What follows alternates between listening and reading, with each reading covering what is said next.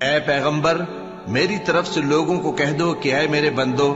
جنہوں نے اپنی جانوں پر زیادتی کی ہے، اللہ کی رحمت سے نا امید نہ ہونا۔ اللہ تو سب گناہوں کو بخش دیتا ہے، بے شک وہی تو ہے بڑا بخشنے والا، بڑا مہربان۔ اور اس سے پہلے کہ تم پر عذاب آ واقع ہو، اپنے پروردگار کی طرف رجوع کرو اور اس کے فرما بردار ہو جاؤ، ورنہ بعد میں تم کو مدد نہیں ملے گی۔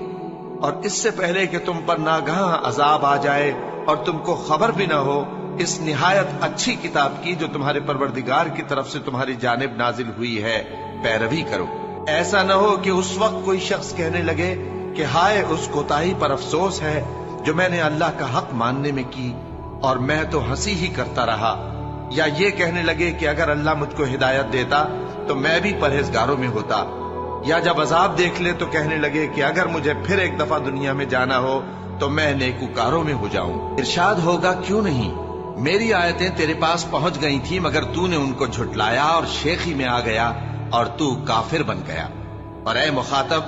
جن لوگوں نے اللہ پر جھوٹ بولا، تم قیامت کے دن دیکھو گے کہ ان کے چہرے سیاہ ہو رہے ہوں گے۔ کیا تکبر کرنے والوں کا ٹھکانہ دوزخ میں نہیں ہے؟ اور جو پرہیزگار ہیں ان کی کامیابی کے سبب اللہ ان کو نجات دے گا، نہ تو ان کو کوئی تکلیف پہنچے گی اور نہ وہ غمناک ہوں گے۔ یہ قرآن تو نصیحت ہے، جو چاہے اپنے پروردگار کی طرف پہنچنے کا راستہ اختیار کر لے، اور تم کچھ بھی نہیں چاہ سکتے مگر جو اللہ کو منظور ہو۔ بے شک اللہ جاننے والا ہے، حکمت والا ہے۔ وہ جس کو چاہتا ہے اپنی رحمت میں داخل کر لیتا ہے، اور ظالموں کے لیے اس نے دکھ دینے والا عذاب تیار کر رکھا ہے۔ مومنو، اللہ سے ڈرو اور اس کے پیغمبر پر ایمان لاؤ، وہ تمہیں اپنی رحمت سے دگنا اجر عطا فرمائے گا اور تمہارے لیے روشنی کر دے گا جس میں تم چلو گے، اور تم کو بخش دے گا، اور اللہ بخشنے والا ہے، مہربان ہے۔ یہ باتیں اس لیے بیان کی گئی ہیں کہ اہل کتاب جان لیں کہ وہ اللہ کے فضل پر کچھ بھی قدرت نہیں رکھتے، اور یہ کہ فضل اللہ ہی کے ہاتھ میں ہے، وہ جس کو چاہتا ہے دیتا ہے، اور اللہ بڑے فضل کا مالک ہے۔ مومن تو آپس میں بھائی بھائی ہے، تو اپنے دو بھائیوں میں صلح کرا دیا کرو، اور اللہ سے ڈرتے رہو تاکہ تم پر رحمت کی جائے۔ اور کافر مومنوں کے متعلق کہتے ہیں کہ اگر یہ دین کچھ بہتر ہوتا تو یہ لوگ اس کی طرف ہم سے پہلے نہ دوڑ پڑتے، اور جب وہ اس سے ہدایت یاب نہ ہوئے تو کہیں گے کہ یہ تو پرانا جھوٹ ہے۔ اور اس سے پہلے موسیٰ کی کتاب تھی، لوگوں کے لیے رہنما اور رحمت، اور یہ کتاب عربی زبان میں ہے اس کی تصدیق کرنے والی، تاکہ ظالموں کو خبردار کرے اور نیکوکاروں کو خوشخبری سنائے۔ یہ قرآن لوگوں کے لیے دانائی کی باتیں ہیں، اور جو یقین رکھتے ہیں ان کے لیے ہدایت اور رحمت ہے۔ اب جو لوگ ایمان لائے اور نیک کام کرتے رہے، ان کا پروردگار انہیں اپنی رحمت کے باغ میں داخل کرے گا، یہی کھلی کامیابی ہے۔ یہ تمہارے پروردگار کی رحمت ہے، وہی تو سننے والا ہے، جاننے والا ہے۔ آسمانوں اور زمین اور جو کچھ ان دونوں میں ہے سب کا مالک، بشرطے کہ تم لوگ یقین کرنے والے ہو۔ اس کے سوا کوئی معبود نہیں، وہی زندگی دیتا ہے اور وہی موت دیتا ہے، وہی تمہارا اور تمہارے پہلے باپ دادوں کا پروردگار ہے۔ اور جب ان کے پاس حق یعنی قرآن آیا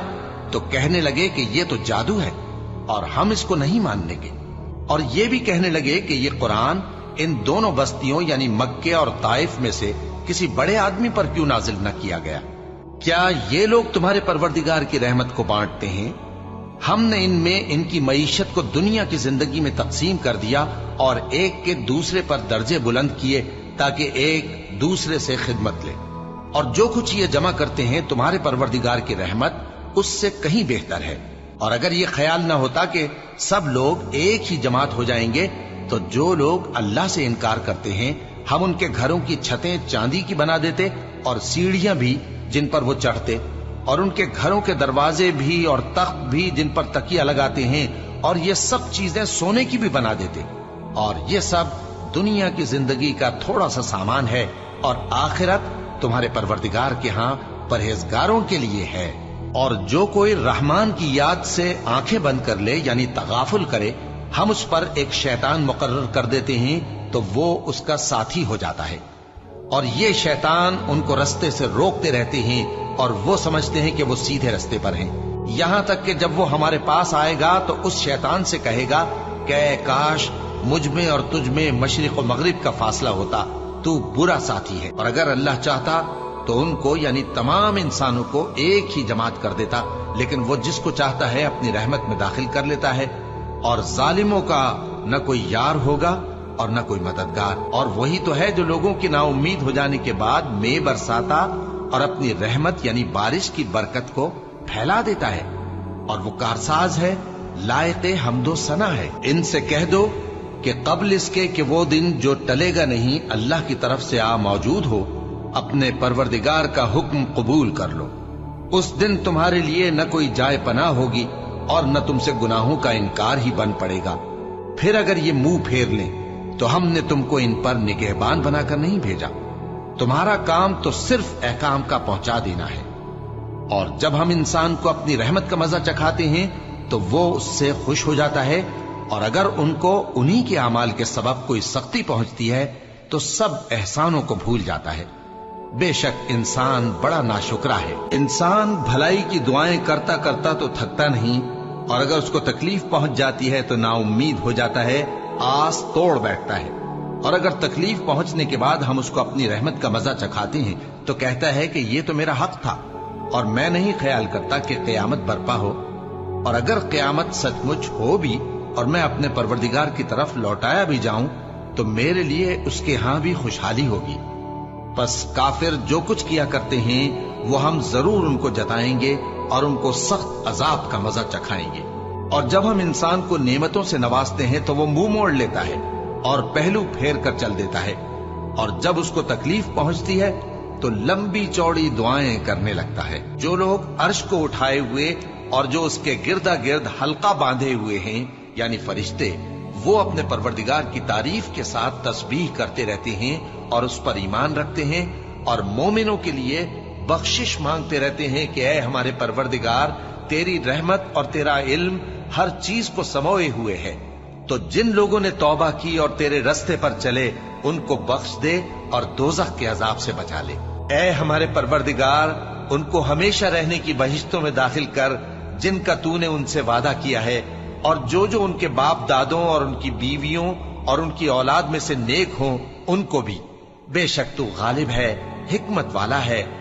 اور ان کو بری حالتوں سے بچائے رکھیو، اور جس کو تو اس روز بری حالتوں سے بچا لے گا تو تو نے بے شک اس پر مہربانی فرمائی، اور یہی بڑی کامیابی ہے۔ بھلا مشرک اچھا ہے یا وہ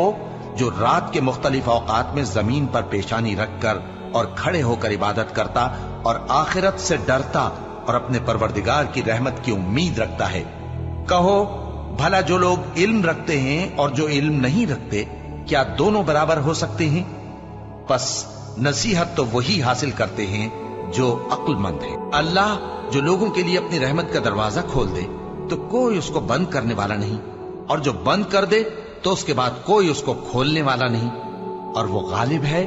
حکمت والا ہے۔ محمد صلی اللہ علیہ وآلہ وسلم تمہارے مردوں میں سے کسی کے والد نہیں ہیں،